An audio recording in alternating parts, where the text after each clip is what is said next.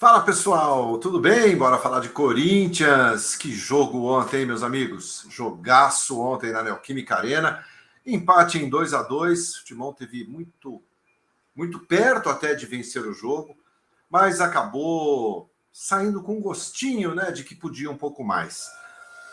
Corinthians empata em 2-2, encaminha a classificação para a próxima fase do Campeonato Paulista, mas ficaram algumas lições importantes deste jogão contra o Palmeiras. A gente vai falar aqui bastante sobre isso. Se inscreva aqui no canal, eu sou Ivan Andrade, você está no 12 em Campo e na sequência da vinheta eu conto tudo para vocês.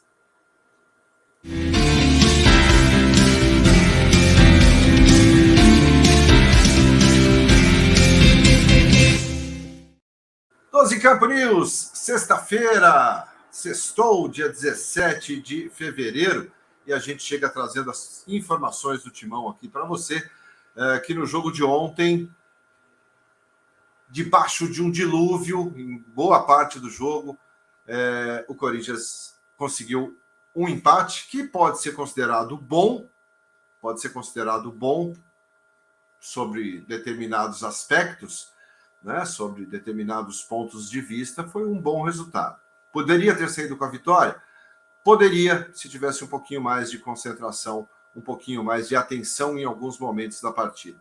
Saiu na frente com o Roger Guedes, mais uma bela triangulação ali do ataque, né, e o Roger, logo aos 8, 9 minutos do primeiro tempo, colocou o Corinthians à frente. O Palmeiras não me pareceu sentir o gol. O Palmeiras, mas teve dificuldades. Em alguns momentos, o Cássio salvou o Corinthians, como, na grande parte, o Everton salvou o Palmeiras. Acho que o Everton fez defesas quase impossíveis.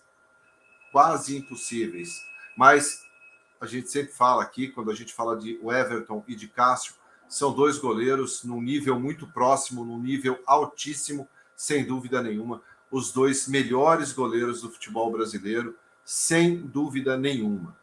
O Corinthians, por falta de atenção, sofreu um gol de empate quase finalzinho do primeiro tempo, entrando ali quase nos acréscimos, 43, 44. E falhas que não podem acontecer num clássico. A bola, cabeceada pelo Rony, passou entre o Gil e entre o Bruno Mendes. O Rony, baixinho Rony, que jogou muito, dá trabalho o jogador do Palmeiras. O Rony conseguiu desviar uma bola de cabeça, que era uma zaga, que se estivesse melhor posicionado, evitaria aquele gol. Faltou atenção. E volta para um segundo tempo com menos atenção ainda. De novo, o Rony, só que dessa vez numa situação ainda pior, porque era uma bola parada, era uma bola que vinha de escanteio, aonde a defesa do Corinthians já deveria estar posicionada. O Rony consegue subir mais que o Gil. A comparação de altura dos dois é gritante. E, de novo, o Rony marca e coloca o Palmeiras em vantagem. Foi um grande jogo. O Corinthians teve oportunidades.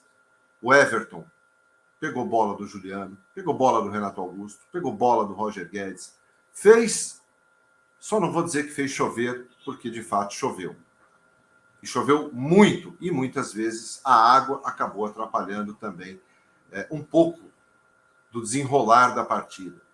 Teve um lance muito claro para mim ainda no primeiro tempo, que o Corinthians poderia ter ampliado, que o Renato Augusto toca a bola e ela chegaria ali quase que de frente para o Everton e a bola para numa poça d'água, matando o contra-ataque do Corinthians.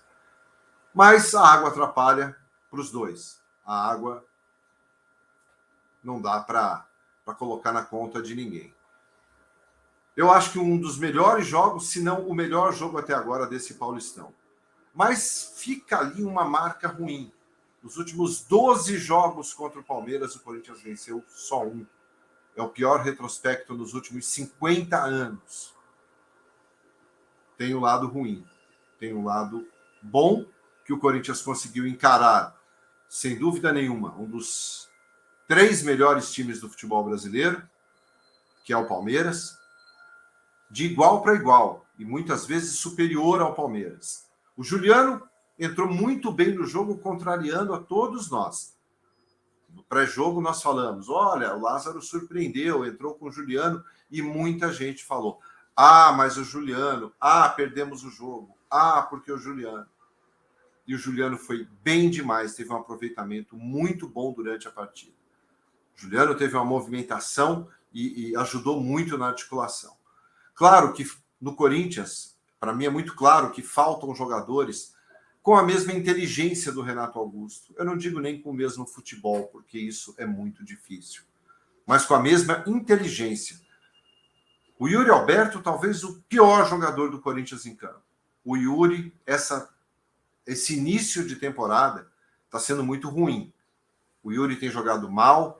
Eu não sei se ainda em função do problema que ele teve no pé, mas o Yuri vem caindo de rendimento a cada rodada. E ontem, eu não tenho dúvidas em falar que o Yuri foi o pior jogador do Corinthians em campo. Sem dúvida nenhuma. O Gil falhou em 2 gols. E o gol que fez, o gol do empate, não exime o Gil da responsabilidade pelos 2 gols marcados pelo Palmeiras. A oportunidade surgiu, ele foi lá e fez o gol de empate. E aí tá tudo certo. Mas a gente não pode esquecer, em função do gol, das falhas que o Gil cometeu. E são falhas que não podem acontecer. Um jogador alto, um jogador experiente, não pode perder na subida de bola para um jogador bem mais baixo do que ele. A vitória serve para dar um respiro para o Fernando Lázaro, dar um pouco de paz ao Fernando Lázaro. O time jogou bem, o time teve bons momentos na partida. E talvez a pergunta que fique é, por que esse time não consegue jogar assim contra o São Bernardo? Por que esse time não consegue jogar assim, nessa intensidade contra o Palmeiras? Por que esse time não consegue jogar nessa mesma intensidade com a Inter de Limeira, contra o Bragantino? Não pode jogar bem só em clássico. O clássico é uma história à parte. O clássico é um capítulo diferente em qualquer equipe. Mas o Corinthians tem que manter esse mesmo nível em todos os jogos, ou pelo menos um nível muito próximo do que apresentou ontem. A entrada do Romero no intervalo, eu confesso que até agora eu não entendi. Se o Adson não estava tão bem no jogo, em função muito do campo pesado, com poça d'água, o que dificulta o trabalho do Adson, que é um jogador mais leve, um jogador de mais movimentação, de mais drible, mas o Romero não entregou absolutamente nada mais uma vez.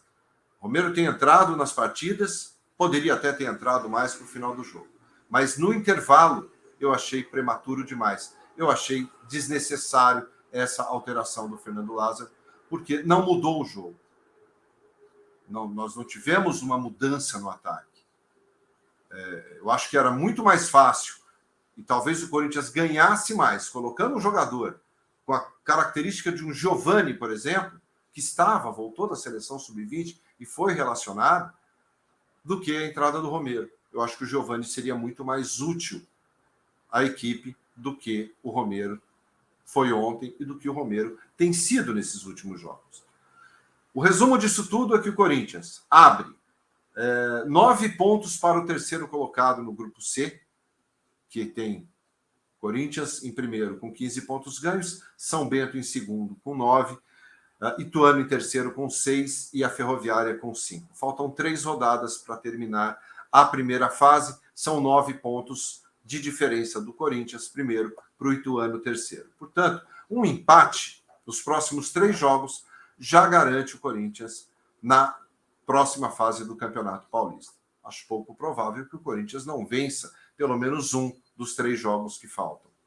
O Corinthians ainda tem clássico contra o Santos, então é uma partida um pouco mais difícil, considerando ser um clássico, apesar do momento horroroso que vive o Santos.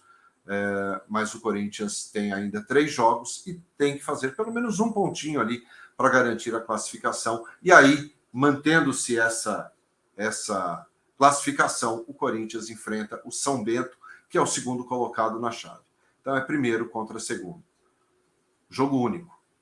Acho que está encaminhada a classificação.